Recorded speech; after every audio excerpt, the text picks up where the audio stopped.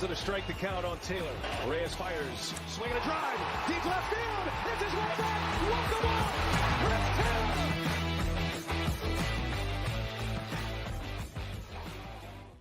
Up, everybody, welcome into DodgerHeads Live, presented by DodgerBlue.com, part of the Blue Wire Podcast Network. My name is Jeff Spiegel, joined tonight by Matthew Moreno, here to celebrate the Los Angeles Dodgers, Matt, winning another National League West title, sweeping the Mariners. It started off rough with the Padres, but all is forgiven after what just happened this weekend. Yeah, and honestly, it was looking like a foregone conclusion, obviously, for the past 2, maybe even 3 weeks type thing. And so for me, just from the website content creation standpoint side, I'm glad that it's done with, because, man, the magic number with the Giants and the Diamondbacks still technically involved, and potential three-team ties in different scenarios, because mathematically that was still possible. It was driving me crazy. And I know, we were all texting about it, hey, wait a minute. Overnight, the number went from the Dodgers won, and it was at 5 during the week. And then the next morning or afternoon, it was down to 4, and nothing had changed. And it was just how did that happen if no games were being played? So, yeah, definitely for me personally speaking, relieved that has finally been put to bed. And, we'll get into it, obviously, in all seriousness, from the Dodgers standpoint. It's been an impressive season. And, I've been on here, and I've been, a little skeptical of what I thought definitely early on in the season, what they could potentially do. And, now here we are, like you said, 10th time in the past 11 years that they've won the NL West. And I had a feeling that this is what would the sentiment I would sort of feel. And man, that 1 year that they didn't do it because they won, what was a franchise record at the time, 106 games. It's kind of annoying now, because you see, if you look at it on a chart, it's Dodgers. Oh, the Giants got one in, and now back to Dodgers in back-to-back years. Yeah, no, I'm with you. And to the magic number, I mean, the magic number was 2, and then it was, hey, the Dodgers could clinch without even playing. I'm like, that's not supposed to be how the magic number works. You usually have to do one of the 2 things. But to your point, we don't know, doesn't matter anymore. And the Dodgers won again today, so they are well clear of that. But yeah, the storyline here, you mentioned it, 10 National League West titles in 11 years. And once a year, Matt, I take the opportunity to tell this story, because I think sometimes it's important to put these things in perspective.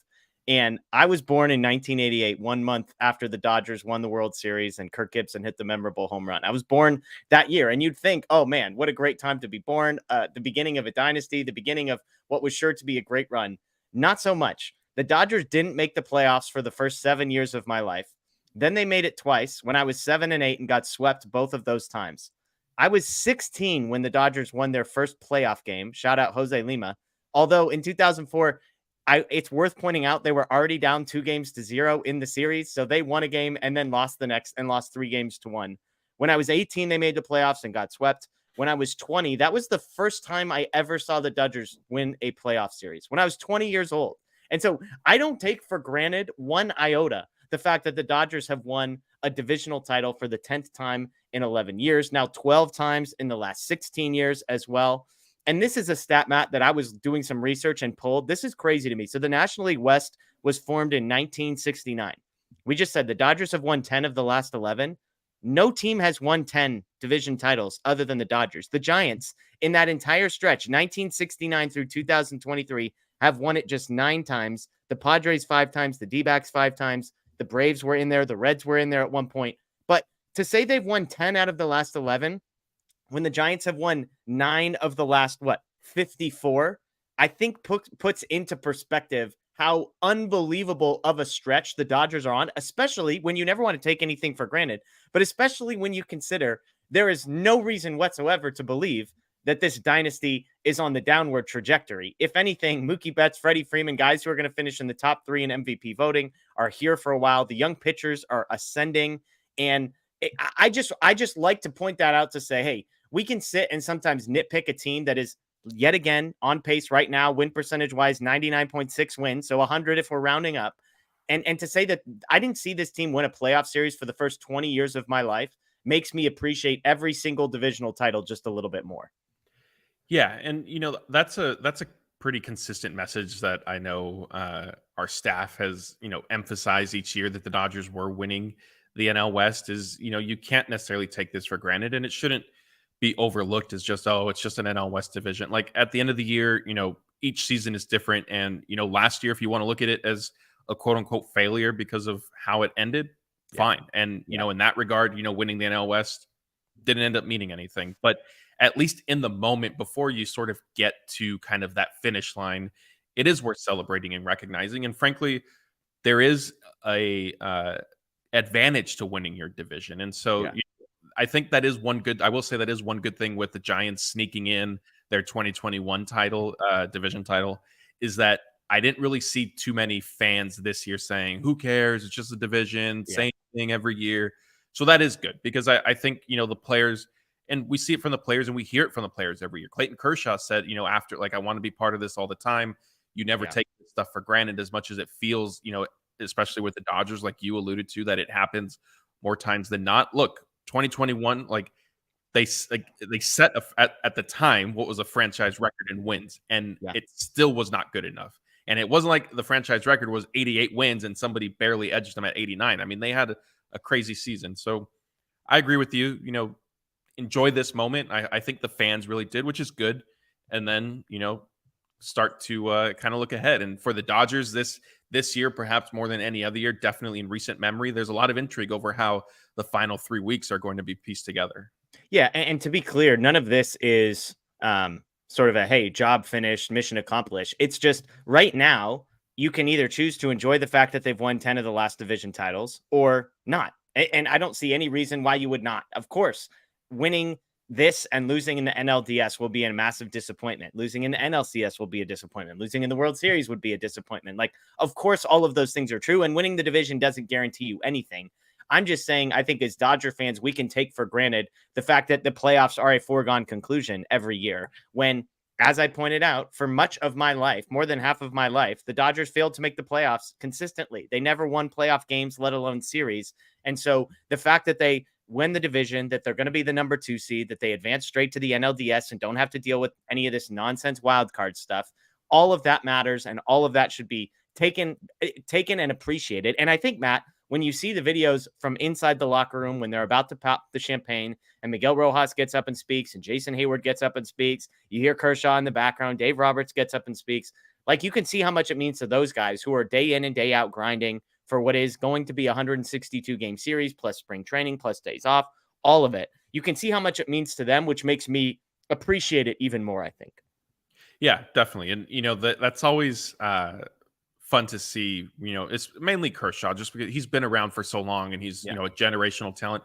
But also to your point, this team specifically, I thought it was pretty interesting and telling that Miguel Rojas was first to address it was clubhouse. Interesting. And then it was Jason Hayward. And, those two guys, I think, a lot has been made about the Dodgers. As Scott likes to say, how gritty they are. Several players have said how this is the closest team they've been on. Dave Roberts has echoed that same message. And I think when you see, role players basically kind of take, and, I know Miguel Rojas has been pressed into a larger role than, anybody sort of anticipated because of Gavin Lux's injury. When you see them, kind of given the floor, and Freddie Freeman and Mookie Betts not having an issue with it, Clayton Kershaw not having an issue with it, I think, it is a lot of what they've said about this team is true. Not that we've necessarily doubted it, but I think it's telling, and it's a little bit of a nice change too, and a nice wrinkle, I guess, to like we said, the Dodgers constantly winning the NL West. It seems like every year. Yeah, they've got new faces in there. They've got new voices. And, you're not saying this. It's not like Freddie Freeman or Clayton Kershaw or Mookie Betts has somehow lost some diminished role in the clubhouse. It's just these guys are new. Jason Hayward's new. Miguel Rojas is new. These are guys that can help the other players appreciate what that moment means. Because, look, Miguel Rojas has been playing for the Marlins for a few years. There haven't been a ton of winning seasons over there. So he's been able to appreciate it. Jason Hayward, whose career has been a roller coaster, but who's been on a Cub team that hasn't been very good. So for those guys to be able to come over and speak and give perspective to Bobby Miller, who this is all he knows, Gavin Stone, this is all he knows, Emmett Sheehan, this is all they know, I think is helpful. And so I just think it all bodes well. I'm glad to see them enjoy it. And again, I think as fans, I hope people are able to appreciate this and not just move past. Look, in 2 weeks, you have plenty of time to worry about the playoffs and the NLDS. Okay. Like, just enjoy this for a couple of moments. It would be my encouragement and my advice, because I know that's what I've been doing. And I'm just grateful. Again, the Giants have won 9 divisional titles in 54 years. The Dodgers have won 10 in the last 11. So that this isn't something that happens all the time. So enjoy it, that kind of thing. We've got a lot to get to tonight. We're going to get to an offensive stock watch, some guys trending up, trending down. We're going to get to Clayton Kershaw, Bobby Miller, some Coach Dave Roberts had about Bobby Miller, the young guys, how the playoff rotation may be shaking out 1 week since the last time we talked. And of course, we'll get to some injury updates and questions. I see we have a super chat, so let's get to that right away. If you do want to throw a super chat in there, we will pause what we are talking about and get to it. So Zodum86, thank you very much. He said, how do you grade Dave Roberts? Taking into consideration all the injuries, all the rookie pitchers and their performances. Matt, one of my bold predictions before the year was Dave Roberts was going to win Manager of the Year. I don't think he's going to, but I feel really freaking good about that bold prediction the way this year has played out. Yeah. So to answer the question directly, honestly, I think you need to give him an A+, and at least an A, I would say. But I mean, the injuries, the unfortunate, off the field stuff that has come up, some of Miguel Vargas, they were counting on him to play a key role, and that went sideways. I don't really see how you don't give him at least an A, and I think an A plus for me. They're exceeding expectations to the point you were making in terms of Manager of the Year. I think he's certainly deserving of winning the award this season. I don't see him winning it just because that's not typically how that award goes, unless if this was his first year managing and the Dodgers were having this successful of a season, I could see him winning it. But if in terms of merit and stuff, the Dodgers, including me, like, they weren't necessarily picked to win the NL West heading into this season by a lot of people. Yeah. And not only did they win it, but they ran away with the division once again.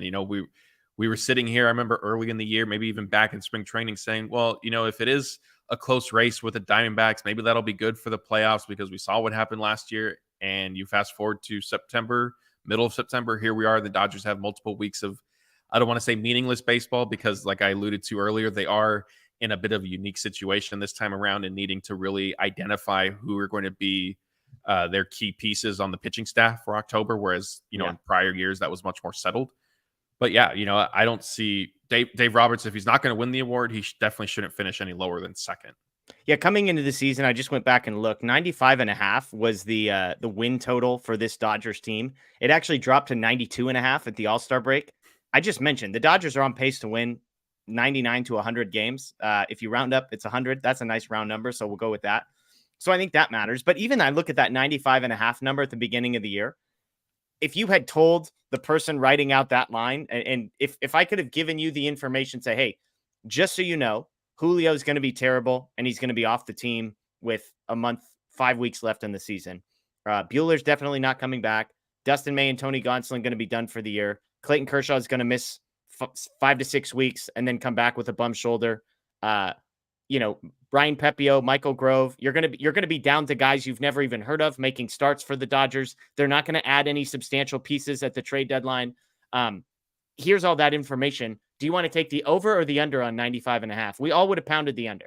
We all would have said, okay, best case scenario, this team gets to 90 wins. The fact that they're going to get to 100, I think says a lot about Dave Roberts. And Matt, I've said this before, and I think we agree. Anybody who doesn't have an appreciation for what Dave Roberts does, go read the article that was written this week about the Padres, because the Padres, I might have picked the Padres to finish ahead of the Dodgers. I'd have to go back and look at the tape, but it's very possible I picked the Padres to win the division. But the problem is, like, when those types of things happen, the Padres' failure to get into the postseason, to be successful in any way, shape, or form, that tells you everything that you need to know about this team and Dave Roberts' sort of influence on it, is what I would say, right? And so that's the piece for me that I think Dave Roberts needs to get appreciation for, is the Padres are a perfect example of talent does not equal success. And by the way, they've been an example of that for multiple years across multiple managers. And so for me, that's the piece. And then you get to Jason Hayward and Miguel Rojas making a speech, and you're like, look, nobody's saying Dave Roberts is perfect. I'm going to have tons of complaints, I'm sure, 2 or 3 weeks from now. But for what he's done this season, I'm with you. I mean, maybe I wouldn't go quite to an A+ level, but A at least. At minimum, it's an ace. an A. And to Zodom's point, taking into consideration the injuries, the rookie pitchers, and how well a lot of those guys have performed. Sure, Miguel Vargas hasn't succeeded, but James Outman has. Michael Busch hasn't succeeded, but Bobby Miller and Emmett Sheehan have. Like, I think a lot of that goes into the culture that Dave Roberts creates. Yeah, definitely. And, that's one thing I know you and I have consistently emphasized is there is value to what the clubhouse culture and kind of the, everybody pulling in the same direction all at once, kind of no egos type thing. And that's what we saw. And Dave Roberts does deserve credit for that. And again, like, no manager is making perfect decisions out there, him included. And I don't think that should necessarily take away from, like you said, all the positive he has done this season and what he's been able to do despite the various challenges that the Dodgers have encountered. And, to the Padres specifically, and, not that we're picking on them, but they were obviously touted as, if not the new NLS favorite, but at least the Dodgers' biggest threat in the division. Yeah. It, like you mentioned that article, they've just kind of come unglued once again. And, that wasn't supposed to really happen with Bob Melvin now in charge. And yes, last year the Padres, got the last laugh over the Dodgers in the NLDS, but now, here they are again. Like, if that ends up being a flash in the pan, it's not really going to matter for them. I think it just further enhances, like we've said, the job Dave Roberts has done in getting everybody to, sort of buy in and just be on the same page. Yeah, and I pointed this stat out as well. In the last 75 years, there's not a single manager in Major League history who has a better winning percentage than Dave Roberts. He wins 61.8% of his games over the course of 7 seasons. And yes, the Dodgers have handed him incredibly stacked lineups and incredibly stacked farm systems. But again, look around the league. Go look at the Mets. Go look at the Padres. Look at teams who have farm systems, and who do not produce the continued sustained success over a large sample size that Dave Roberts has. And I think that's a testament to him. So great question. And again, Zodom, thank you so much for the super chat. Let's get into some of these talking points. Let's talk offense first, because I think pitching is going to dominate most of our conversation. But let's do a little stock check on the offensive side of the ball. I warned you, Matt, that I had a trivia question for you. I looked up stats for the Dodgers over the past 30 days. This was coming into today, for what it's worth. Fangraphs isn't as great about updating in real time. But can you guess which 3 Dodgers join Mookie Betts and Freddie Freeman as the top 5 weighted runs created plus in the last 30 days? So again, last 30 days, the top 5 Dodgers according to weighted runs created plus. Mookie is 1, Freddie is 3. Can you guess the other 3 guys on that top 5? I mean, I feel like Austin Barnes is on there, even though, like you said, it's not going to necessarily take into account his home run. Austin Barnes is not in the top 5. Oh, man. Okay. James Outman? James Outman not in the top 5. Although Outman's been good. Jason Hayward? Jason Hayward, number 2 on that list. So Jason Hayward, in the last 30 days, is hitting 393. This is before today, by the way. So these numbers are going up. He's probably hitting over 400. On-base percentage, 413, 623 slug in 63 plate appearances. That's good for a 183 weighted runs created plus. Again, that's over 30 days and not including today. On the season for Jason Hayward, I tweeted this out. This is bonkers to me. 283, 357 on base, 508 slug after a 3-for-5 today with a double and a home run. His OPS, Matt, is 865. Like 865. We're not talking like 780. And you're like, hey, you know what? That's good. 865 is incredible. And he's great defensively. And yes, I know all the platoon stuff. He's not hitting against lefties. That's fine. What they have asked him to do, he has been incredible. This is a guy who signed a minor league deal, Matt. A minor league deal. He's on fire right now. He's been great all season long. So yes, Jason Hayward, number 2 on this list. Yeah, Hayward has had an incredible year. And it originally started off for me, he opened my eyes as to how well he can play defense in right field. I thought, oh man, he's much better out there than I anticipated. And then he kind of went on a hot streak, and you thought, okay, he's putting a little something together, cooled off a little. You thought, well, he is just a platoon player that, minor league signing, weren't necessarily expecting a whole ton, but here we are, basically almost at the end of the season. Like you said, his stats are incredible. The Dodgers have gotten immense value and production from him. It's kind of crazy that I don't want to say the only reason he ended up with the Dodgers, but definitely like Freddie Freeman was basically the catalyst for that signing. Yeah. Freeman has gone on record as saying as soon as he knew the Cubs were going to part ways with Hayward last season, that he started talking to Andrew Friedman in the front office, just kind of mentioning his name here and there before he obviously became, a little bit more of a true free agent and then into the offseason and had an aggressive push. And now, here we are. I mean, and it can't be overstated how bad, like he was a negative WAR player last year. He was negative 0.4 wins above replacement for the Cubs. The last 2 seasons, his weighted runs created plus has been 70 and 61 in 2021 and 2022, his age 31 and age 32 seasons. And basically dating back to 2015, he had 1 season above 100. So he put 2 100 level seasons and then a 131 in 2020. But basically that's, 6 out of 7 years where he was average or worse. For him to come in this year and put together that OPS has been incredible. To your point, I mean, and yes, Freddie Freeman deserves credit for convincing him to sign. By all accounts, it was a minor league deal that was basically a guarantee that he was going to be on the major league team. They just didn't want to probably take up the 40-man roster spot for the entire spring, whatever. But an incredible piece of, but I'm saying, like, I don't think there was a ton of interest. Like, I don't think he had all sorts of people lining up to go get him. So kudos to the Dodgers. Okay, so you've got Mookie 1, Jason Hayward 2, Freddie Freeman 3. It's not Outman. It's not Barnes. Any other guesses? I see some guesses in the chat. Yeah, Max Muncy. Max Muncy is 5th on the list. 141 rated runs created plus, 7 homers, 20 runs, 24 RBIs, and OPS over 900. Again, I'm just highlighting guys that here we are with like 3 weeks left in the season, 2 weeks left in the season. And these are the guys that are heating up. Max Muncy, OPS over 900, 7 home runs in the last 30 days. You freaking love to see it. So Muncy is 5th on this list. Do you have a guess? Any more guesses for who's number 4? Let's see. So this is the last 30 days, right? Last 30 days. I mean, is there a minimum requirement on plate appearances to qualify for this? Not really. This player has 72 plate appearances in the last 30 days. So is that JD Martinez? Not JD Martinez. Rojas? Not Rojas. Peralta? Not Peralta. All right, I'm out of choice at this Chris point. Taylor. That's a good. This surprised me. Yeah. Chris Taylor for the last 30 days. Forget everything else. He's hitting 317, Matt. You love batting average. He's hitting 317. No, that makes on sense. Base over 400. The slug's up to almost to 500. Like, Taylor's been on fire. Yeah, everybody's gonna love this. That matches the eye test that I've had on him for the past couple of weeks. I should have picked up on that. Yeah, Taylor quietly. I think the thing with him is it's been kind of quiet, like 100%. 3 for 4 here, a 1 for 3 here type thing. But yeah, he that's definitely been an encouraging development. And the eye test has not failed me there, but I didn't reward the eye test for remembering Chris Taylor, and for that I apologize. You doubted the eye test subconsciously, Matt. You were doubting the eye test. Yeah, no, that's never gonna happen. But I mean, look, again, if you're talking about a list of guys that in the middle of September you could kind of pick, hey, who's heating up, who's hitting their stride. Taylor and Muncy are 2 guys that when you talk about big moments in postseasons, these are guys that have been there before and done it. And so I'm not saying, like, obviously Mookie and Freddie have been incredible. You love to see that. We're going to talk Will Smith here in just a second.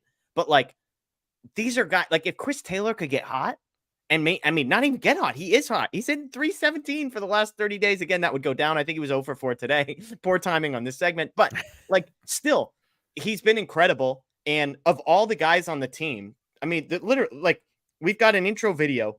He hit the walk-off home run in the wild card a couple years ago. Like, this is a guy who has had big swings. So I feel like for the Dodgers to have a guy like that starting to get his footing a little bit, that's a big deal. That's a big deal.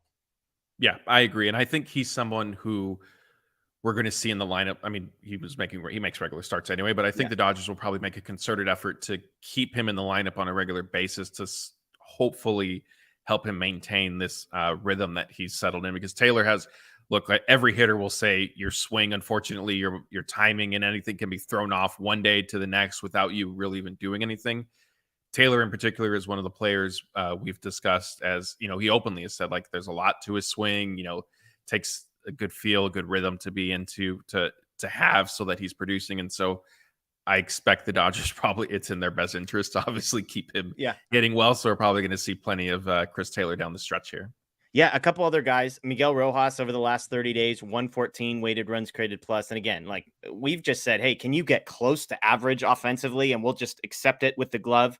I talked about it on Tuesday with Scott. He's a guy that, like, I've always appreciated the at-bat quality. I've always appreciated the approach, the fact that he doesn't strike out a ton, that he puts the bat on the ball. It seems like when he needs to, it was just a matter of that's like the lowest possible bar that we could reach is like, can you just put the ball in play? Now he seemed to get like, actually, there's a little bit of, I'm not going to say pop, although he did hit a home run against the Mariners. This is a great tweet. I retweeted. If you give up a home run to Austin Barnes and Miguel Rojas in the whole series, in a single series, I think your season's over. So apologies to the Mariners. But like, it just feels like the at-bat quality and the results are starting to line up. So Rojas 114, Outman, a guy you mentioned, 113, which is just, look, that's fine. It's nice to see a James Outman that's not like 190 on the weighted runs created plus or 40. Like he's just above average. Another home run today, 21 on the season. Like those are a couple guys in addition to the ones I mentioned. Also, Colton Wong, 4 for 17 since getting called up, a pair of home runs, a pair of walks, a pair of stolen bases. I'm not saying Colton Wong is going to do anything. I'm just saying compared to like what we've seen from Michael Busch and some of the other guys that have sort of cameoed, I'll take it. I'm not saying he's even going to have a role or be on the playoff roster. I'm just saying kudos to Colton Wong for not being a zero in that spot. Let's get to Will Smith though, because Will Smith is the one that everybody is asking about. In the last month, 257 batting average, 270 on base, 314 slugging percentage with a weighted runs created plus of 57. Oh, no, wait, excuse me. That's Austin Barnes numbers. My apologies. Those are Austin Barnes numbers. No, Smith as an 88 weighted runs created plus. It's way better than Austin Barnes. His on base is 50 points higher. His slugging is 50 points higher. And yet 88 weighted runs created plus for Will Smith is not good. So apologies for the confusion there at first. I didn't mean to. I don't know how I got those numbers mixed up in my notes, Matt, but Will Smith, the last 30 days, 12% below average, hasn't been his best month. Yeah. And I mean, if we want to expand this conversation even further, it's crazy that, he revealed to David Vassay that he actually suffered a fractured rib. I think at the end of April, right, is what he said. And what are we doing? Like, why was he playing? Yeah. But the crazy thing, though, then is, okay, he had that, but he had a really good first half. I mean, his first half, we were saying, this is what Will Smith is proving again, why he's arguably the best catcher in baseball. And then he presumably healed from the fractured rib and is healthy now and got healthy at some point close to the All-Star break, after the All-Star break.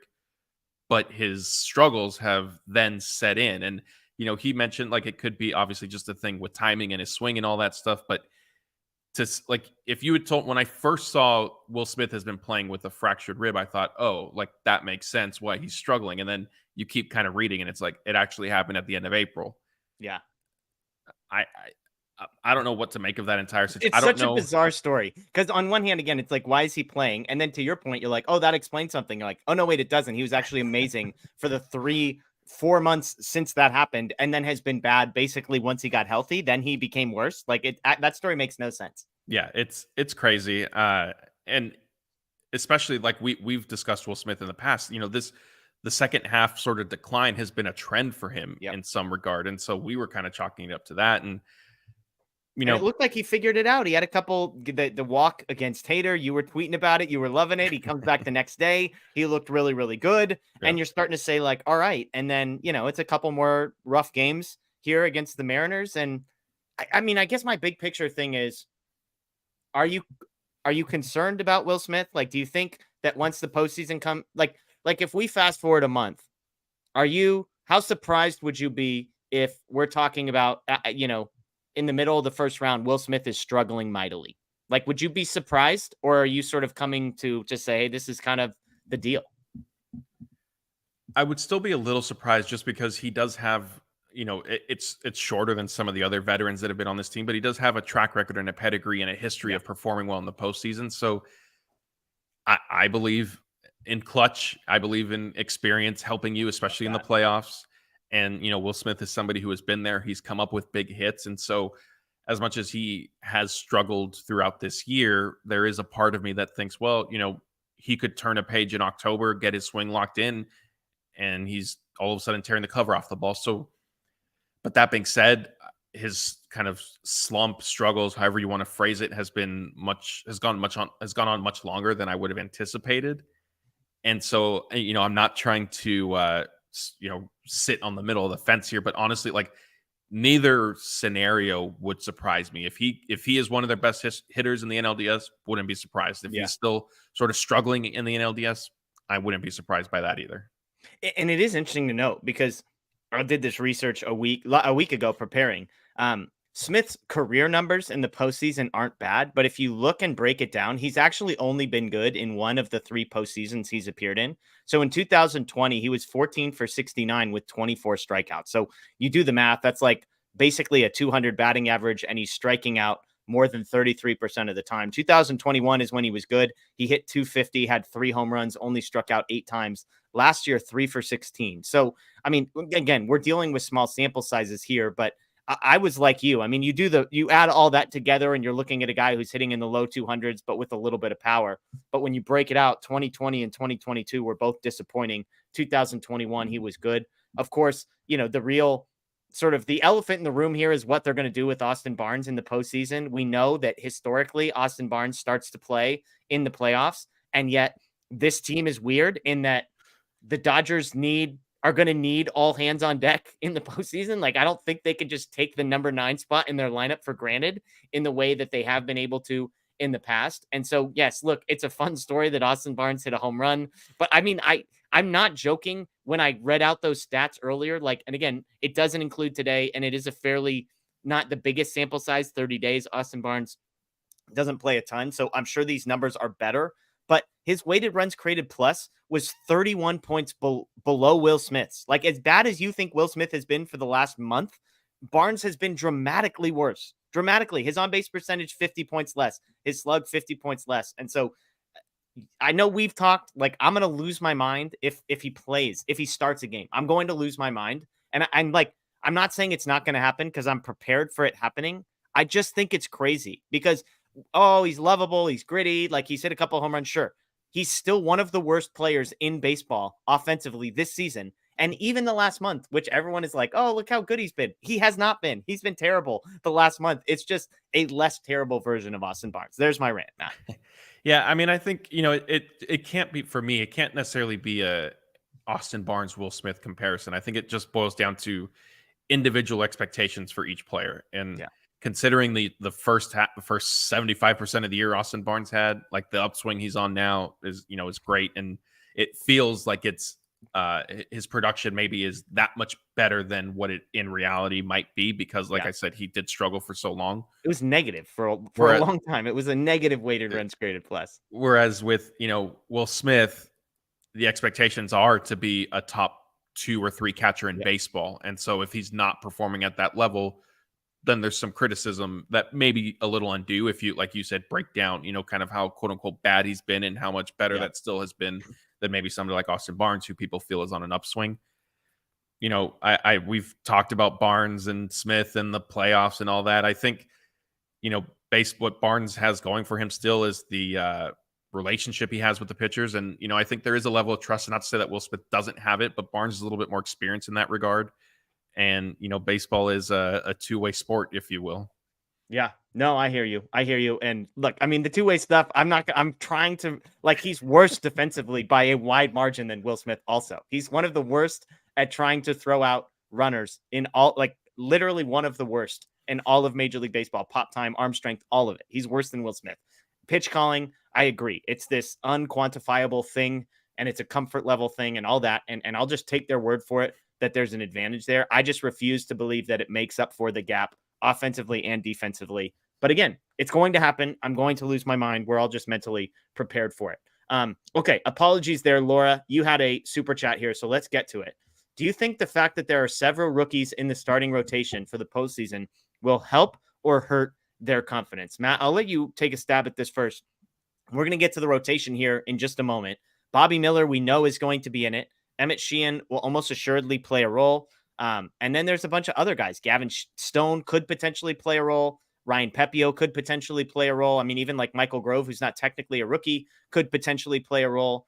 Do you think that helps or hurts the Dodgers as a team to have young guys, new blood, making their debuts?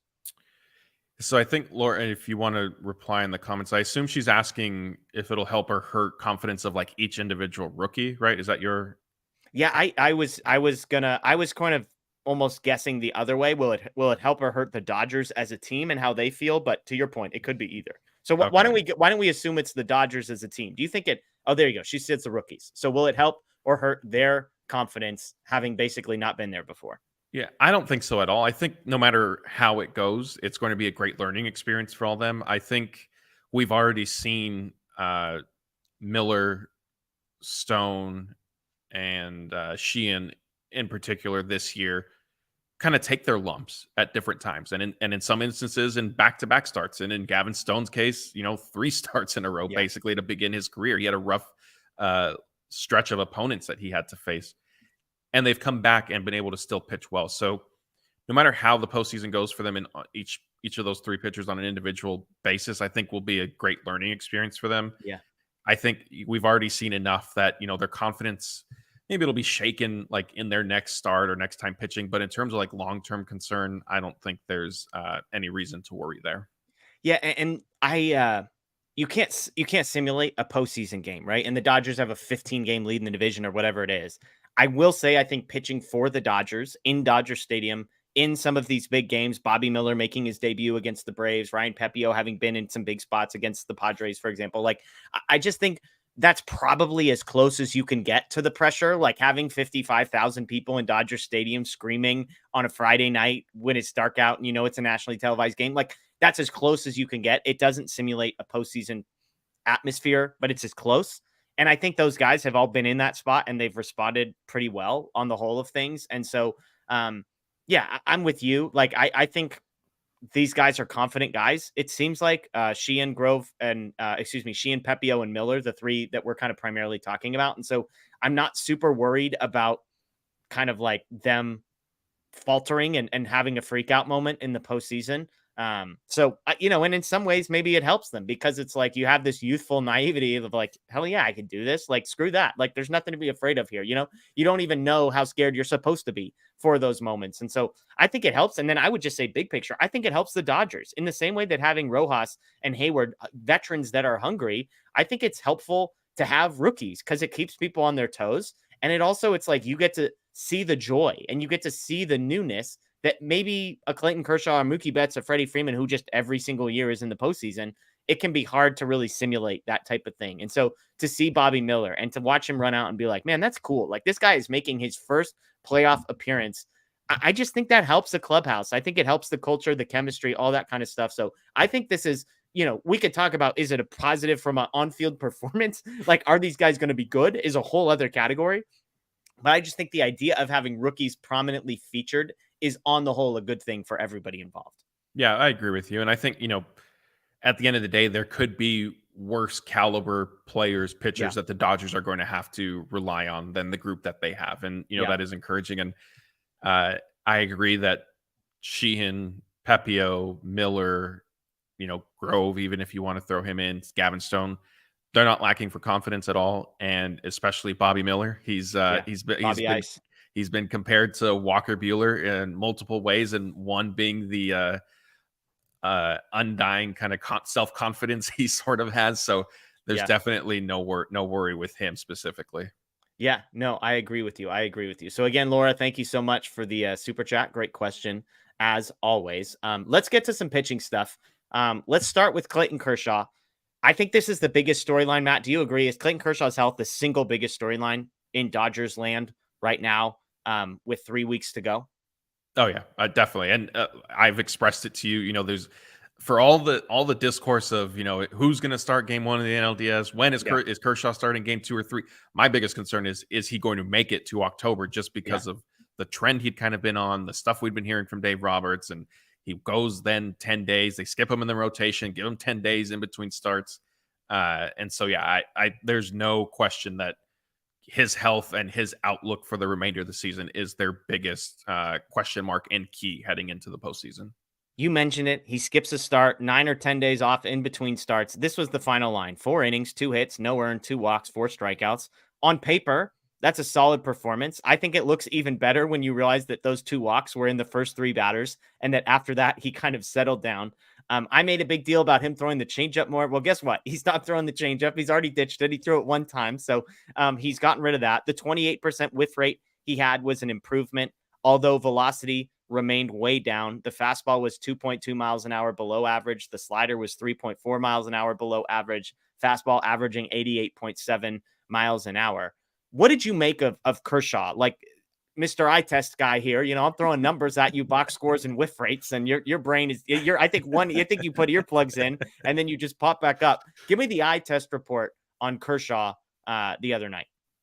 Definitely a step forward from the last time we saw him in Miami, I think, right? Like that, whether you value an eye test or not, I think he certainly pitched better than he did against the Marlins. Fastball, like you alluded to, the velocity still isn't there. Dave Roberts said, when he was meeting with reporters before that game, that he didn't necessarily expect the velocity to be there for that specific start. Yeah. The team is still confident that he could, sort of get it up a little bit as he continues to pitch. So yeah, it was an encouraging step forward because I had some serious concern as to how he was going to look. And, I saw him during his bullpen session at Dodger Stadium in between his long layoff, and his body language while he was doing it was very unlike Kershaw. Then I saw him in the clubhouse after it, and he just didn't look to be himself. And so I was even more concerned, thinking man, has he just lost a feel for things right now? But Scott, Kershaw is gritty, as Scott likes to say about the team. And I think it was a positive development. The 4 innings, not too much of a surprise. I think honestly, I've mentioned it before, Kershaw pitching more than 5 innings in any start the rest of this year and or the playoffs, I think is we can kind of rule it out. I would say any starting pitcher for the Dodgers giving you more than 5 innings, and I'll explain my thought process there when we get to Bobby Miller. But what's interesting about Kershaw, and this is the last thing I'll say, and this is probably where I fall maybe a little bit more on the traditional side of Matt Moreno's fence, is with Kershaw. This is the argument I've gotten into with Blake, because I love sabermetrics. I love the underlying stuff, StatCast, Baseball Savant, all of it. The thing with Kershaw that the numbers just do not quantify. And this came up with Andy McCullough, the interview I did with him. Clayton Kershaw is literally the best pitcher in baseball history at preventing the other team from scoring runs. Since the live ball era, pitchers that have thrown, I think the number was 1,000 innings, maybe. He has the lowest ERA of anybody ever. It's 2.48. That number went down, probably 0.001 or something after this last start. And so even if you look at this last 7 weeks, when everyone's like, he's not healthy, which is true. Nobody's arguing that. He's still limiting runs. His worst start that everyone lost their mind over, Matt, was 5 innings, 3 earned. Bobby Miller was worse than that from a box score perspective, and nobody says anything. Everyone's like, he's great. He's the number 1 starter. Hand him the ball. So I understand why, and I'm not saying they're wrong. I just think at some point there's value in a guy who can just limit runs. And Clayton Kershaw has outperformed the expected ERA in 80% of his career. 80% of the seasons he's had, his actual ERA has been better than the expected ERA. Even with the diminished velocity, even with diminished commanded control, the soft contact remains, double play balls when he needs them. I don't know, I'm not saying I would bet my life that that's sustainable, but if you put a gun to my head and say, Clayton Kershaw, is this going to continue or not? I will always defer to he'll figure it out.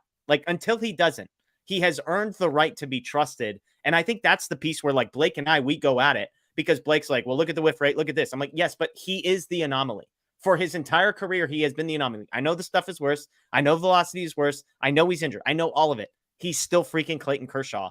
Doesn't mean he's going to win a Cy Young, but if you're asking me, can he go get me 5 innings and 2 earned runs, or 4 innings and 2 earned runs? I'm going to say yes. Yeah, I agree with you in some. I think, as often happens when you and Blake or, some of our staff is debating different things, I tend to fall in the middle of everybody. And I'm saying that a little tongue in cheek, but, I really do think that with this specific topic, Kershaw in particular, and you and Blake kind of being on opposite ends of the spectrum, I'm kind of middle, but I am more like your side than Blake's side. For me, the biggest concern is Kershaw's health. But if we assume that he's not going to necessarily get any worse and that he is going to be able to keep pitching, okay, let's start with that.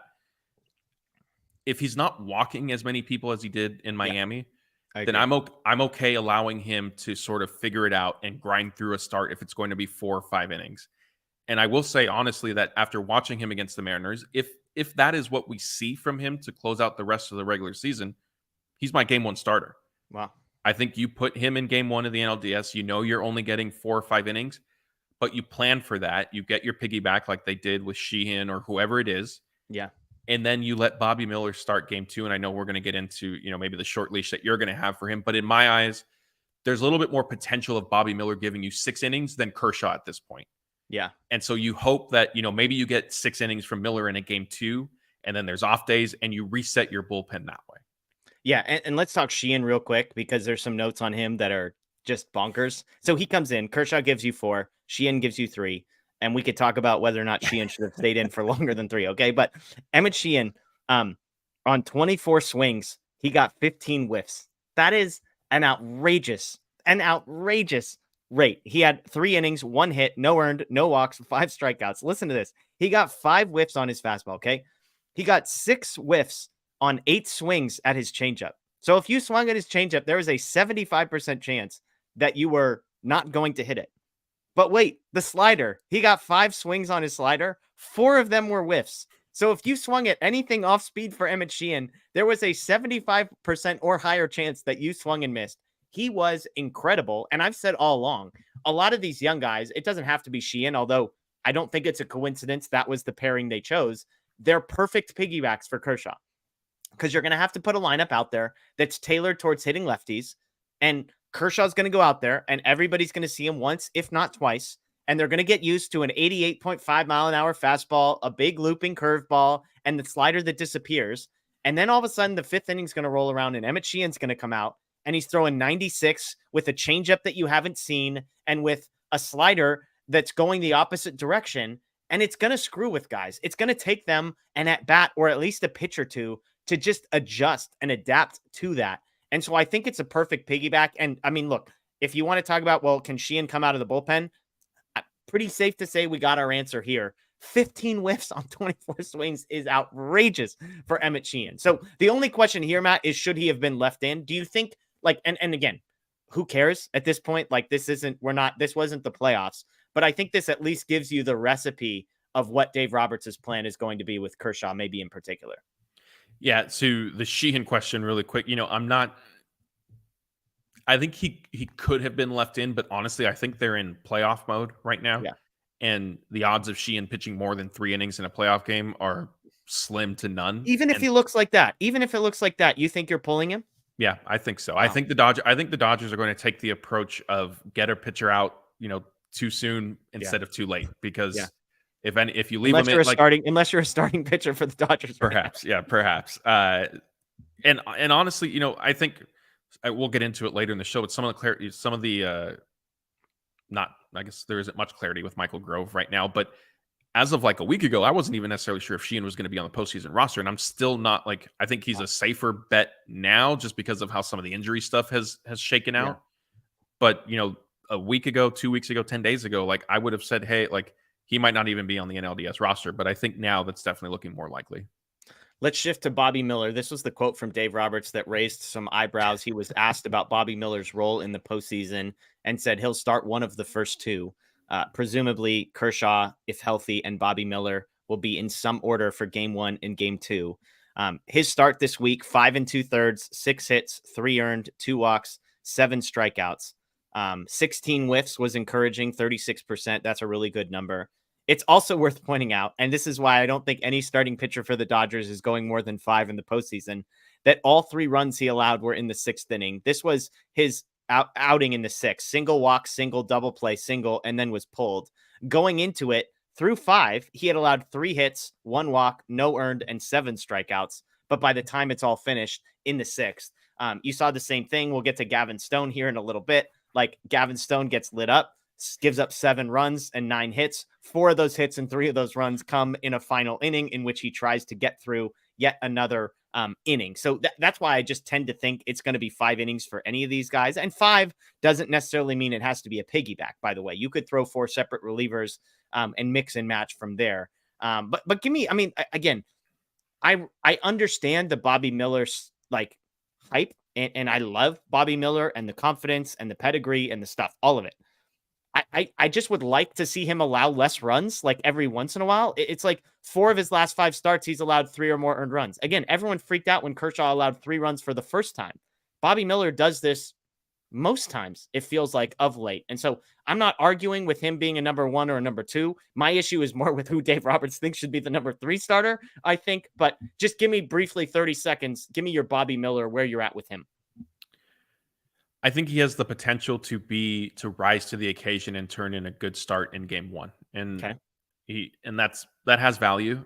Like I said a few minutes ago, if Kershaw kind of keeps pitching the way he did against the Mariners, I'm much more comfortable letting him basically be a glorified, and I don't mean to belittle him by any means, but I call it glorified because an opener, typically it's 1 or 2 innings. Yeah. I think Kershaw can give the Dodgers 4 good innings in a game 1 start, and then you turn to your bullpen. But yeah, Bobby Miller, I agree. I think sometimes the leash he gets hurt later in starts, and so maybe the leash will be a little bit shorter in the playoffs. Yeah.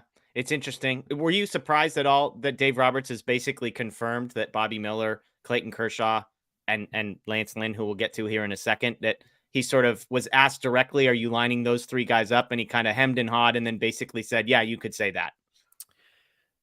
Not surprised, but I'm more confident in Kershaw Miller starting the first 2 games of a playoff series than I am Lynn taking the ball into game 3. I think that was more Dave and the Dodgers not necessarily having a decision on Lynn yet and not wanting to potentially tip their hand to the media before speaking to him directly.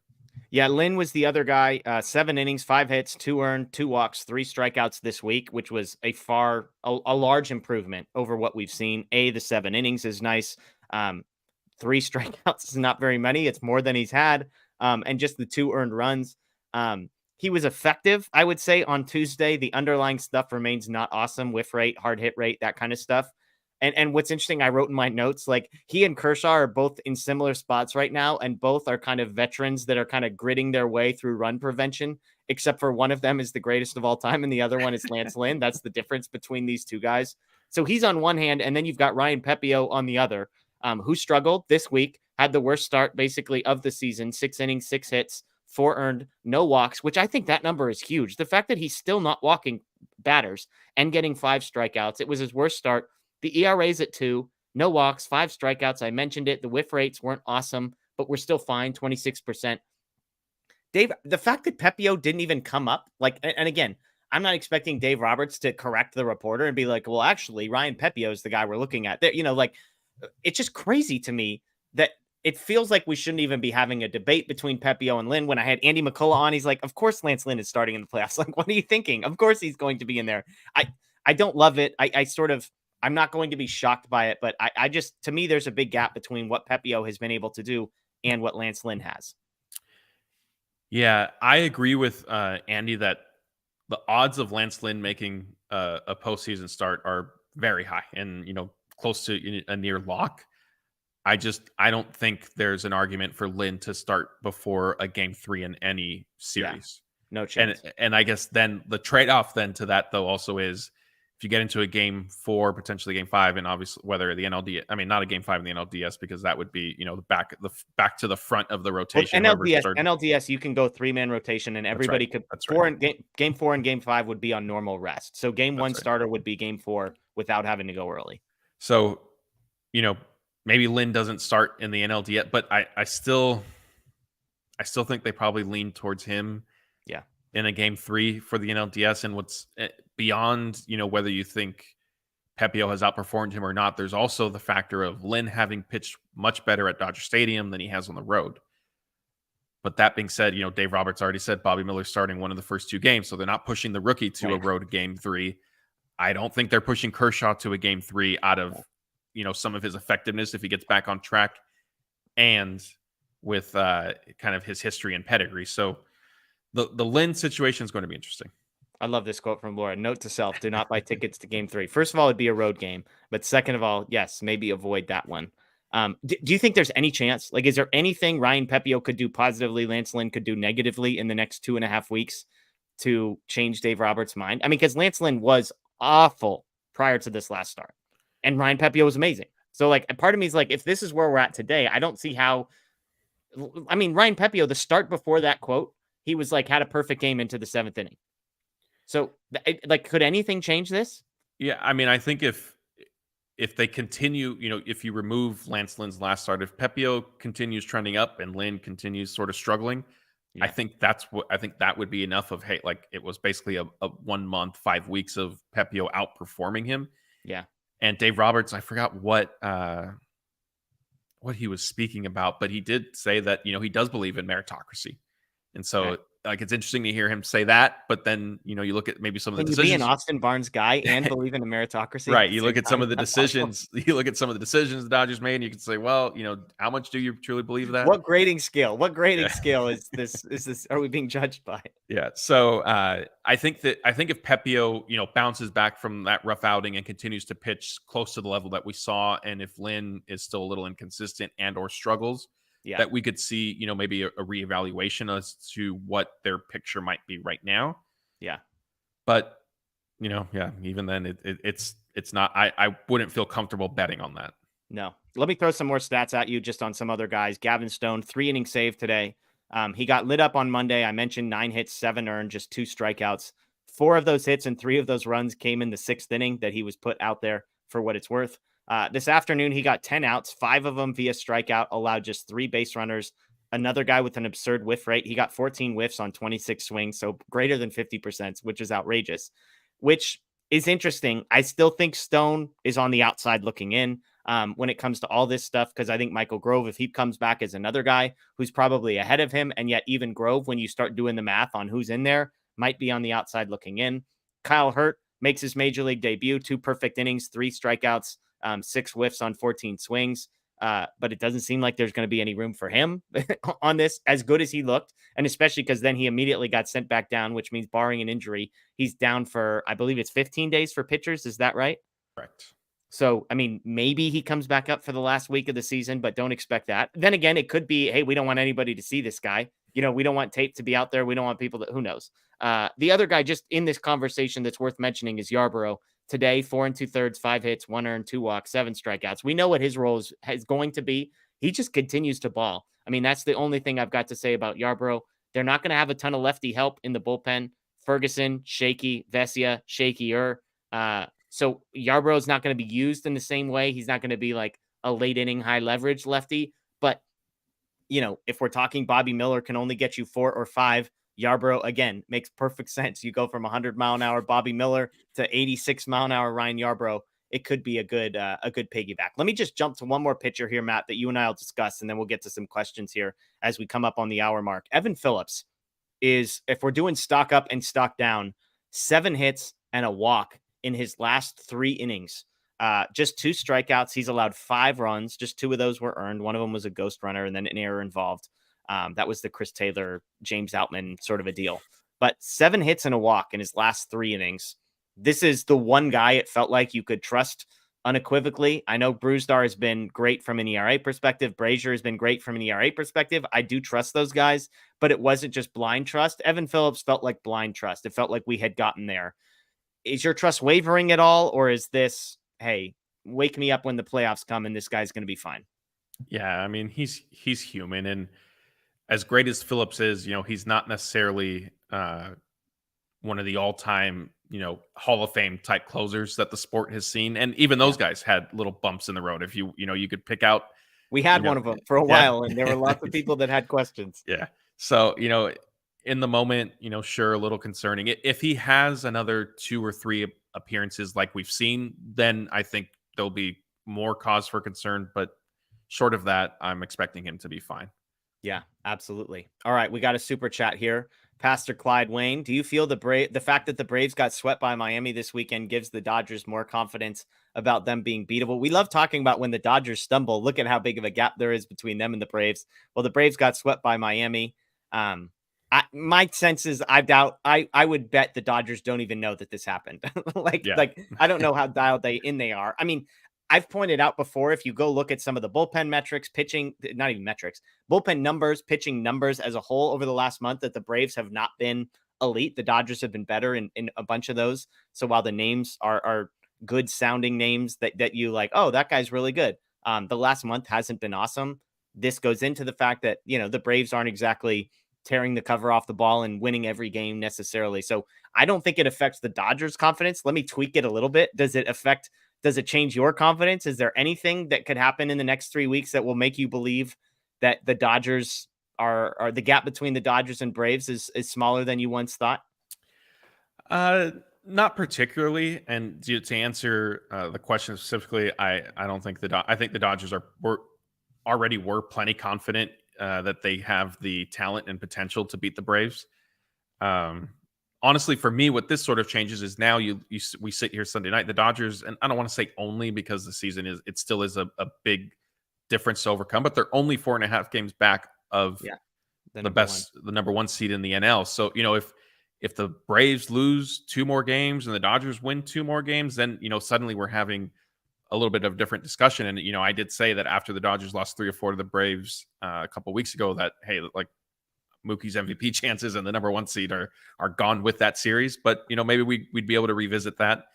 I still think that regardless of the Braves, even if they went into a free fall for the remainder of the regular season, the Dodgers would still sort of be an underdog against them in whatever playoff round they could potentially match up in. Yeah, I agree. So Clyde, thank you so much for the super chat. We appreciate the question as well. If you want to start throwing some questions in the chat, all caps questions at the front, we will get to a few of those real quick. I'll start with one, Matt. As of today, with the Diamondbacks, I believe, sweeping the Cubs, the Brewers would face the Cubs or the Marlins. Those 2 teams are tied right now for the last wild card spot. So it would be Brewers versus one of those teams, Cubs or Marlins, with the Reds a half game back, to face the Dodgers. And then on the other side, you'd have the Phillies playing the D-backs for a right to play the Braves. The Brewers are locked in as the number 3 seed. There's the Phillies aren't catching them. I'm just curious, as you mentioned, that there's a 4.5 game gap between the Dodgers and Braves, which is not impossible to overcome, but unlikely. Do you have a team between the Phillies or the Brewers that would scare you most? I mean, the Brewers, it's the starting pitching, and that's kind of it. The Phillies, it's the starting pitching's pretty good, but then they've also got a bunch of guys you've heard of in the lineup as well. Yeah, I haven't spent a ton of time digging into this yet, and I plan to. But my initial thought is the Brewers are a little bit more of a tougher matchup for the Dodgers, just because they're pitching. It's maybe I'm misguided in this, but I feel like it's easier to lose a 1-0, 2-1 game than it is in a slugfest. And I think if the Dodgers are facing a team with starting pitchers that aren't as elite, if you will, that their lineup can hold its own. So I think right now it's the Brewers that worry me, and that's even. I know that their offense, is not tearing the cover off the ball by any means, but the Dodgers pitching staff look like as optimistic as we are of some of the recent developments. Like the pitching staff and the pitching plan is going to be crazy this October, and so the Dodgers kind of need all the help they can sort of get from that side of things.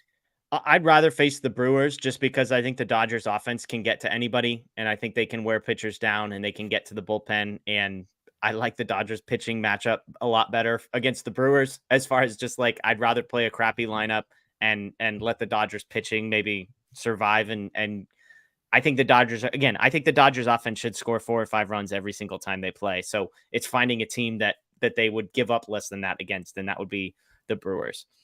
Okay, let's get to some questions here. Michael wants to know, what's your confidence Kershaw returns next season? His recent comments after clinching really didn't bode well. I asked Andy McCullough this, who's writing a book on Clayton Kershaw. He didn't really give me that much of a sense. I'll say this, the shoulder injury, this point in the season, I have the lowest amount of confidence that he will be playing baseball next year right now than I've probably ever had. Yeah, I agree with you. I thought had the Dodgers won the World Series last year that Kershaw was going to sail off into the sunset at that point. Yeah. I will say, Michael, to your question specifically about his comments after clinching the division, it's basically the same message he has shared every time of he always wants to appreciate it. He enjoys it. So I'm not reading too much into that. I think like Jeff alluded to, or not even alluded to, mentioned, the shoulder injury is what I think is going to be the biggest factor. And had Kershaw even not been hurt and the Dodgers still clinched the division, I think we still would have heard the same thing from him. He notoriously loves to not wear the skiing goggles because he likes to feel the burn. Sportsnet LA caught him, as they were handing, I think equipment managers were handing goggles to players. He walked past them and said, no, you have to feel the burn or something to that effect. The past couple of years, he's taken to, just going shirt off and, walking his way around the clubhouse. But I think because of his shoulder injury, more so than anything he said after the NL West clinching game, is going to dictate him, I think, retiring after this season. All right. Ivy wants to know, we got to predict now who gets the biggest hit for the Dodgers this postseason. Oh man, that's a great question. I will go. So my choice is going to be not like Mookie or Freeman, because I think that's an easy way to go. Okay, who out of Mookie or Freddie, who would you choose? So specifically those two? Yeah. Freddie would have been my answer just because I can't get him destroying us in the NLCS. We won, but I can't get it out of my head. I just feel like he was so terrifying that whole series. So if the chalk answers were on the table, I would have said Freeman. And that's not a disrespect thing to Mookie, obviously. No, I agree with you. But yeah, if you wanted to go off the beaten path a little bit. Oh, let's see. I will go Kike. Wow. Kike's been good lately. And another guy that had, 3 home run game in the postseason. Like, he's got it in his back pocket. Yeah. And I think, yes, the experience, I think there's something to sort of wanting, those big moments and being okay in those moments and having success in those, high pressure at bats. And so that's my choice. Yeah. Yeah. Okay. I'd mention Taylor as a guy who's gotten big hits, Muncy, a couple guys that are hot right now. Man, it's tough. Give me Ahmed Rosario against a lefty. He's just really good against lefties. So give me Ahmed Rosario for going obscure. There you go. Good choice. All right. Let's see. Okay, well, we can shoot for this one. Derek wants to know, as of today, your pitchers for the NLDS. He says 14. Can't you only take 13? Yes. Okay, so 13 pitchers for the NLDS. The thing about the NLDS that's different is obviously you don't, most teams will probably, you don't have to take 4 or 5 starting pitchers. So that's why it feels expanded.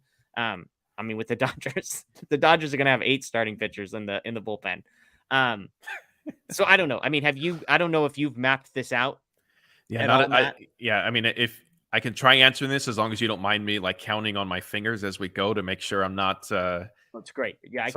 I can keep a tally mark for you or something. All right. So here we go. So we'll do, Kershaw, Miller, Pepio, Lynn, Yarbrough, Gratterall, Phillips. What am I at? 8? 7. Oh, 7. Okay. Ferguson. Let's put Sheehan in there because I don't think Grove or Almonte are coming back. You haven't mentioned Brazier yet. Ryan Brazier. There's 10. It's tough. I should have pulled up the roster sheet in front of me. Here, I'll pull up. So here are guys. So you've got these are just guys that are on the 40-man that are currently healthy. So Brazier, Ferguson, Gonzalez, Gratterall, Grove. I guess I'll throw in there. Kyle Hurt, Joe Kelly. I don't think you mentioned Joe Kelly. He's definitely in. So that's 11 now. Yeah, Kershaw, Lynn, Shelby Miller, Bobby Miller. Shelby Miller's in. Okay, I had Bobby Miller early. Pepio, Phillips, Sheehan, Stone, Vesia, and Yarbrough. I think Vesia makes it. I do too. So that's 13. Mm. So I didn't even so there's no Almonte, and I wasn't. So of the starting pitchers, did you go Grove? No, I went Kershaw, Miller, Pepio, Lynn.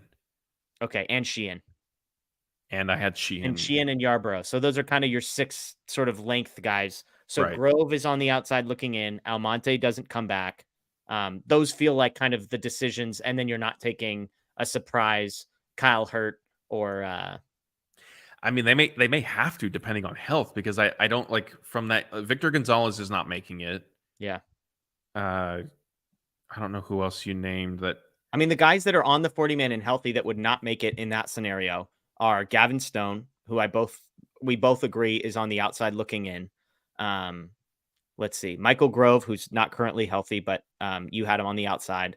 And then, that's really it. And Almonte and Gonzalez. And then you've got Brian Hudson, Kyle Hurt, as guys are in the minors. So I think a lot of it comes down to like, is Almonte? I mean, we could do a brief, like, we don't know what Almonte's health is going to be. We don't know about Michael Grove's health. So that's where it gets interesting. So I guess if you want to look at it from the standpoint of, health factoring in Almonte, Grove, Hudson, Trinan not coming back, I think then Stone might sneak onto there. And I see a lot of comments asking about Kyle Hurt. Short of, I guess, the Dodgers doing a 180, Dave Roberts pretty openly said, both before Hurt made his MLB debut and after he impressed in his debut, and then the next day when they optioned him, that he was not up with the team to audition for October. It was the Dodgers were in a position that night and potentially the next night of needing some coverage out of the bullpen, and that's why Kyle Hurt was up with the team. Crazy. So again, it doesn't mean, I guess, that he's officially ruled out, but Dave Roberts was steadfast. He was asked about Kyle Hurt's role 3 different times. Like I said, before Hurt pitched in his first game, then after he impressed right after that win, and then the next day when they optioned him so that Joe Kelly could come back, he said again, like he wasn't really up here to audition for October. Yeah, I think the thing that's going to bother the most people is that you and I both think Alex Vesia is going to be on that roster.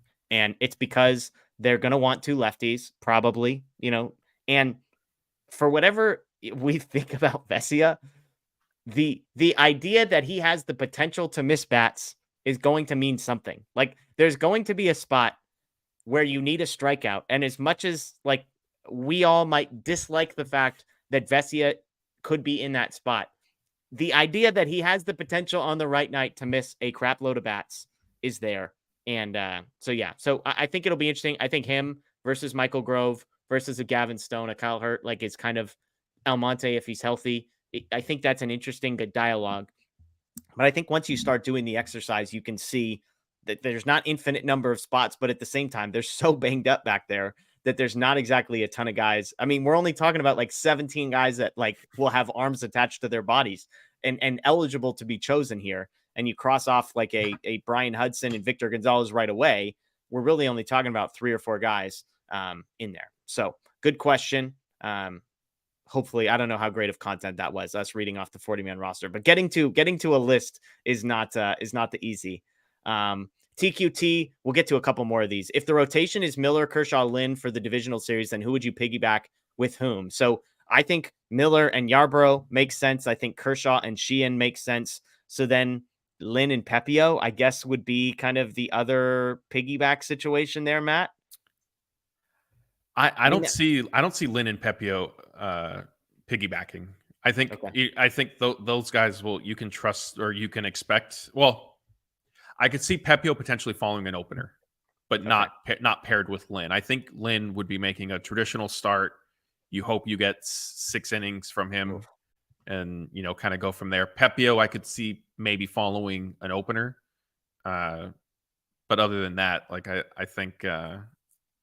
I agree that, Kershaw and Sheehan match up well. Miller and Yarbrough are good fits also. Yeah. And Pastor Clyde, by the way, we got to your question a few minutes ago, so apologies if you missed that one. Let's see. There was another good one here. Any update on Michael Grove? Yeah, not really. Other than the initial expectation was he would potentially return, if you want to call it a homestand. Yeah, it was just 3 games against the Padres, and then when that began, Dave Roberts said no, like he's delayed.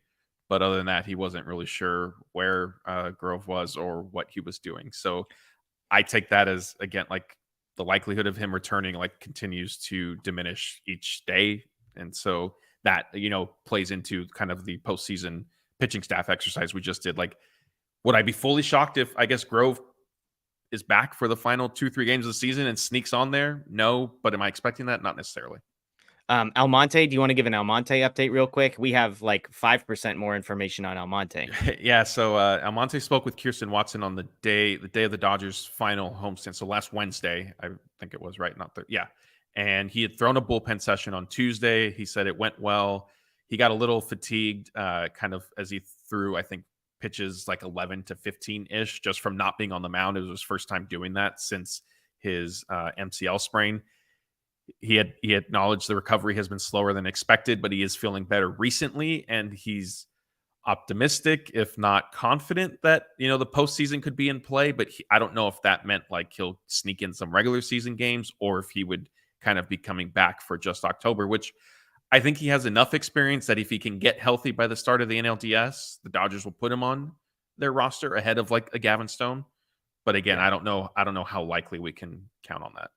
I'm going 99 wins. That's my final prediction. Like I said, they're currently on pace for 99.6. They threw out their hungover lineup today and still rattled off a win over a team fighting for a playoff spot. So give me 99 wins, Matt. You going over or under? I'll do the push. I think they end up at 99. Okay, there you go. Look at that. This is a nice Scott. I love how Scott just it's just become widely accepted by everybody, but except for Scott. That's here we go. Food question here. Best seafood dish: fish and chips, siete mares soup. I don't know what that is, going to be honest. Do you have a favorite fish/seafood? Are you just out on all fish, anything in the water? I'm not out on it completely. Fish and chips I will get if it's like a seafood restaurant. I'm fine with that, but I won't like go out of my way to go to a seafood restaurant to have fish and chips. I'm going clam chowder in a bread bowl. That's the number one seed for me. I do like fish and chips as well. Fish tacos, very good. So any of those three would be my this question just makes me, it's celery and tuna salad or egg salad. My answer is no. I mean, I have nothing against celery. I just don't want it in either of those dishes. Do you have any thoughts here, Matt? I'm not eating tuna salad or egg salad with or without celery. So you're out on tuna, huh? Oh, 100. I'd be more likely to eat an egg salad than tuna salad. Eggs, both these are great. This is I've got one last question for you. We'll end on this one. And again, to all the people that hate our food conversations, thanks for joining us. We appreciate you. I was at the deli at the grocery store today getting some sliced meat. Give me your top three choices. You walk up to is Boar's Head. We're getting nice stuff over here. All right. Yeah. My wife was in the mood for it. Give me like your top three sort of, and I'll just open it up to like, you've got the little side case over here where you can get like a chicken salad or a tuna salad or something like that. So you've got the whole buffets available to you. Give me your top three choices as far as like main sandwich meat items. When we do that, it's usually like a turkey option. They have different like a smoked turkey type thing. So like we'll kind of experiment with that and see what's good. Okay, so turkey's the number one seed. I think turkey, honestly, we basically, the variation comes in like, do we get like a smoked turkey or like a chipotle turkey type thing? If I need to go beyond that, I mean, so would you eat a sandwich with like ham or roast beef or like? I would do roast beef, but not necessarily. I would probably go to like a sandwich shop rather than buying like my own, because I don't know if I would like a turkey sandwich. I feel like is easy to kind of eat like couple days in a row if I'm home or whatever. I don't know how often I would want a roast beef sandwich. And I see comments for pastrami. I'm a huge pastrami fan, but again, I'm not buying that from like a market from Boar's. We do get Boar's Head and it's good. I'm going more to like a specialized pastrami location. Okay. I went roast beef and pastrami. Those were my two choices today. But I'm not a big ham guy. Turkey's fine. I think turkey's just like average. I'm not against turkey. I'll eat a turkey sandwich, but it's probably in the tuna tier for me. Like a solid tuna sandwich, a little tuna melt. Oh, that's elite right there. Elite. That might be by seafood. A tuna melt. That might be in the the Hat pastrami. When we hung out, we almost ended up at the Hat, but like it wasn't. They closed too early or something like that. So shout out the Hat. We tried to visit you. So there you go. Chili cheese fries from the Hat. The Hat's great. That was a devastating not able to make it. So anyways, all right. Well, folks, thanks for joining us. As always, another huge turnout, which has been great. My name is Jeff Spiegel. That's Matthew Moreno. As always, make sure you're checking out DodgerBlue.com. If you're on social media anywhere, search for Dodger Blue 1958. Follow us there, Instagram, Twitter, Facebook as well. Those joining us live on YouTube, Facebook, thank you. Those watching after the fact on YouTube or as part of our podcast, Apple, Spotify, and Google, part of the Blue Wire Podcast Network, thank you as well. We appreciate you for joining us again. Celebrate. The Dodgers have won the National League West for the 10th time in the last 11 years. Those 10 alone are more than any other team has ever won the National League West as long as it has been in existence, dating back to 1969. So remarkable stuff from the Dodgers. They swept the Mariners, by the way, a team that is fighting for their playoff lives in the American League. So it wasn't against slouches up here, and it was on the road. It was amazing stuff. So enjoy the rest of your night, folks. That's Matthew Moreno. My name is Jeff Spiegel. We appreciate you. And of course, go Dodgers.